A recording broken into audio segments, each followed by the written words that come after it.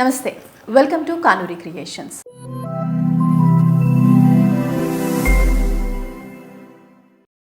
ఇవాళ మనతో పాటు ఉన్నారు life coach and numerologist Harini గారు. మాట్లాడతాం.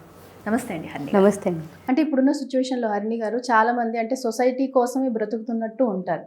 సొసైటీ కోసమే అన్నీ చేస్తుంటారు. వాళ్ళు ఏమనుకుంటారు, వీళ్ళు ఏమనుకుంటున్నారు, నేను ఇది చేస్తే వాళ్ళు ఏమని అనుకుంటారా, నేను వాళ్ళకి నచ్చినట్టు చేయాలి, అవతల వాళ్ళకి నచ్చినట్టు ఉండాలి అని కొన్నిసార్లు మన సక్సెస్ని కూడా వాళ్ళకే ఇచ్చేస్తుంటారు. ఓకే, వాళ్ళే అయిపోనివ్వండి అని. సో దీన్ని ఏ విధంగా మనం లా ఆఫ్ అట్రాక్షన్ గురించి మాట్లాడుకుంటే ఎలా దీన్ని ఇది చేసుకోవచ్చు? ఇది చాలా మంది చేసేదే, నేను కూడా ఒకప్పుడు చేసింది. ఎందుకంటే మనల్ని మనం ఇంప్రెస్ చేసుకోవడం కంటే మన పక్క వాళ్ళని ఇంప్రెస్ చేస్తే చాలు అనుకుంటాము.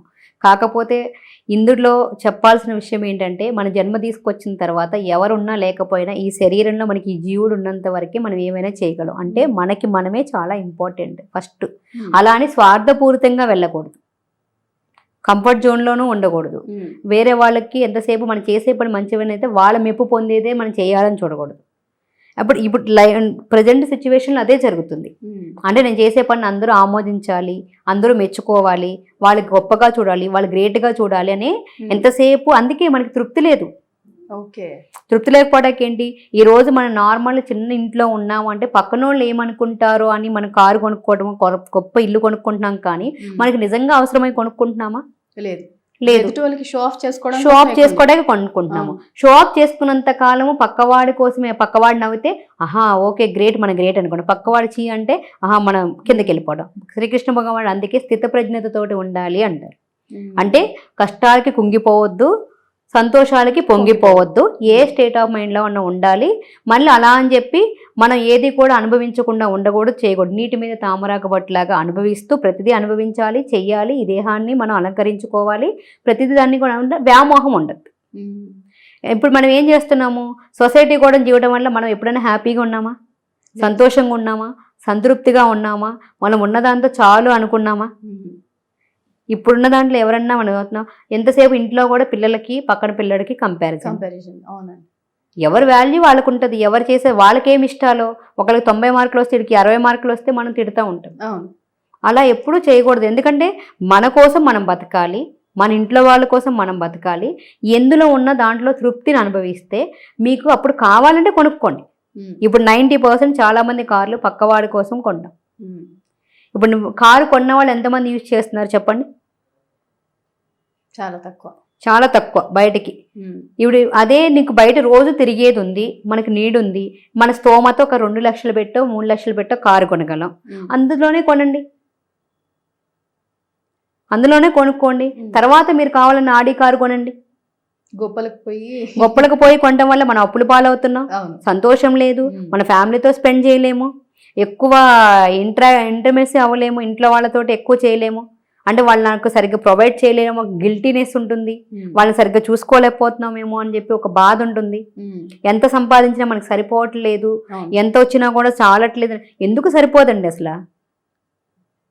డబ్బులు ఎందుకు సరిపోవు? ఈ కాస్ట్ ఆఫ్ లివింగ్లో ఎక్కువ షో పుట్టకే సరిపోవట్లేదు. మనకి తింటాకి ఉంటాకి ఎంత కావాలి చెప్పండి? ఎంతమంది వంట చేస్తున్నాం ఎక్కువ ఇంట్లో? బయట ఫుడ్డే కదా ఎక్కువ. చాలా మంది ఇప్పుడు టైం అయిపోతుంది, నేను వచ్చేస్తున్నా అంటే ఇంట్లో ఆర్డర్ పెట్టేసి వచ్చేస్తున్నాం. అలాగే అయిపోతుంది. అలా కాకుండా మనం ఇంట్లో కరెక్ట్గా స్కూల్ ఫీజుకి, ఉంటాకి, తింటాకి. అంటే ఇప్పుడు ఇలా అంటే నన్ను చాలామంది నెగిటివ్ కామెంట్ చేస్తారు. ఎందుకంటే అంటే ఉన్నదాంతో చాలా, తింటాకి ఉంటాకి ఇంత అవుతుందా, నువ్వు చూస్తున్నావు అన్నారు. కరెక్ట్గా కౌంట్ చేయండి మీరు, క్యాలిక్యులేట్ చేసుకుంటే మనకి 20-30 వేలలో మనకి నెలకి వెళ్ళిపోతుంది. కానీ మనం ఏంటి, నెలకి 2 లక్షలు 3 లక్షలు కావాలి పాజిటివే. ఈ 20 వేలతో మీరు హ్యాపీగా ఉండి మీరు 2 లక్షలను అట్రాక్ట్ చేయండి. అప్పుడు మీకు నీడ్ ఉంటే మీరు ఇల్లు కొనుక్కోండి, కార్లు కొనుక్కోండి, మీకోసం, మీ సంతోషం కోసం కొనుక్కోండి. ఒకరికి చూపించాలి, ఒకరు మెచ్చుకోవాలని చూడద్దు.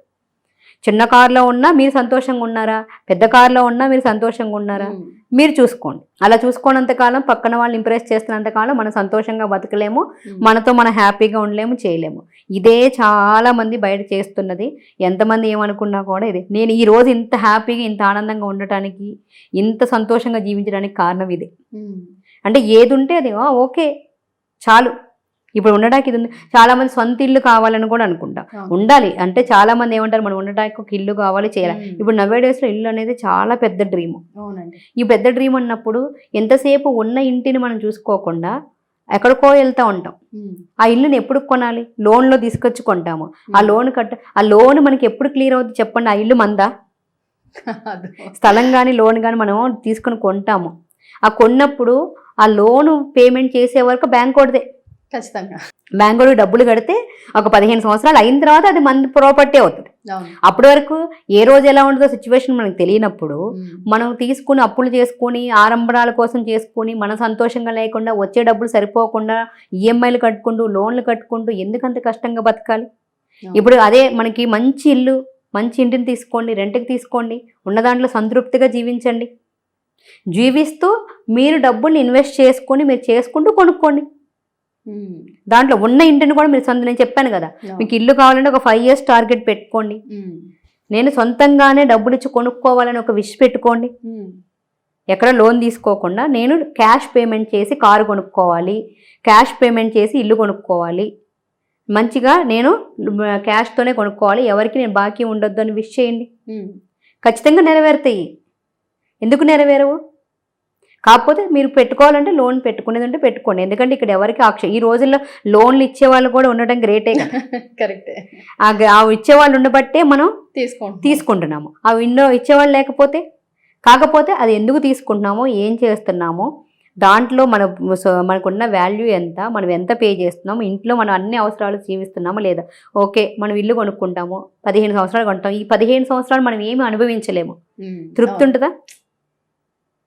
తృప్తి ఉండదు. అదే రెంట్కి ఒక 5,000 మనకు వచ్చే శాలరీ ఒక 20,000 50,000 అనుకోండి. ఒక రెంటింట్లో ఉన్నాము, ఒక 15,000 20,000 రెంట్కి పెట్టేసాం. మిగతా డబ్బులతో ఏది కావాలి అది మరి ఏ రోజుకి ఆ రోజు జీవించమన్నారు కదా పెద్దలు. ఈ రోజంతా మీరు సంతృప్తిగా జీవించండి. ఏ రోజుకి ఆ రోజు మీరు రోజుని ఫినిష్ చేయండి. అప్పుడు మీకేంటి, ఫ్యూచర్లో ఉన్న కార్ని, ఫ్యూచర్లో ఉన్న హౌస్ని మీరు మేనిఫెస్టేషన్ చేయండి. ఓన్ డబ్బులతో మీకు ఆపర్చునిటీస్ వస్తే మీరు కొనుక్కుంటే అప్పుడు ఎంత హ్యాపీగా ఉంటుంది. అప్పుడు ఏమవుతుంది, ఇది ఫస్ట్ చెయ్యాలి అంటే పక్కవాడి కోసం బతకడం మానేయండి. బయట ఎక్కడో కొంతమంది ఉంటారు, ఒక 10% మన కోసం మనం బతుకుతాం. కానీ 90% సొసైటీలో వాళ్ళు ఏమనుకుంటారో వీళ్ళు ఏమనుకుంటారో అని ఇల్లు కట్టుకోవడం చేయటం ఇలా ఉండడం వల్లనే వ్యక్తిగా మన హ్యాపీనెస్ని కోల్పోతున్నాము. మన ఇంట్లో వాళ్ళకు కూడా హ్యాపీనెస్ లేకుండా చేస్తున్నాం. ఖచ్చితంగా ఎప్పుడైతే మనల్ని మనం ఇంప్రెస్ చేసుకొని మనల్ని మనం ప్రేమించుకొని ఉన్నదాంతో తృప్తి చెందుతామో అప్పుడు మీరు అనుకున్నది ఒక ఇల్లు ఏంటి 10 ఇళ్ళు అయినా మీరు అట్రాక్ట్ చేయగలుగుతారు దాంట్లో. అందుకే పక్కవాడి కోసం మనం ఎప్పుడు కూడా చేయకూడదు. పక్కవాడికి ఏంటి, వాళ్ళు ఉన్న సిచ్యువేషన్ బట్టి ఈరోజు ఒడ్డు మీద నుంచి ఎన్నైనా చెప్తారు. మనం కదా కట్టుకునేది, మన ఇళ్ళనే కాదు ఏదైనా సరే మనం కదా అనుభవించేది. అప్పులు చేసి మనం చేస్తూ వెళ్తూ ఉంటే మన బాధలు ఎవరు అనుభవిస్తారు? మన పెయిన్ ఎవరు వాళ్ళు అనుభవిస్తారా? అందుకని మనం ఎప్పుడు కూడా పక్కవాడు మెచ్చుకోవాలనో, పక్కవాళ్ళు ఇచ్చేయాలనో, పక్కవాళ్ళు ఏదో అనుకుంటారనో బతకడం మానేసి నీ మనసు ఏం చెప్తుంది, నువ్వేం చేస్తున్నావో, నీ కోసం కావాలా ఇల్లు, నీ కోసం బంగ్లా కావాలా, నీ కోసం వసతులు కావాలా, నీ కోసం ఖరీదైన నగలు కావాలా, ఏం కావాలి, ఎందుకు కావాలనేది క్లారిటీ తెచ్చుకొని మనం చేస్తే అల్టిమేట్ హ్యాపీనెస్లో ఉంటూ మీరు ఇంకా బాగా అట్రాక్ట్ చేసుకోగలుగుతాం. ఓకే. సో మరి మీరు కూడా లా ఆఫ్ అట్రాక్షన్ గురించి ఇంకా తెలుసుకోవాలనుకున్నా లేదా హరిణి గారితో అపాయింట్మెంట్ కావాలన్నా స్క్రీన్ మీద స్క్రోల్ అవుతున్న నెంబర్కి కాల్ చేసి అపాయింట్మెంట్ తీసుకోవచ్చు. థ్యాంక్ యూ అండి హరిణి గారు. Thank you so much. Thank you so much.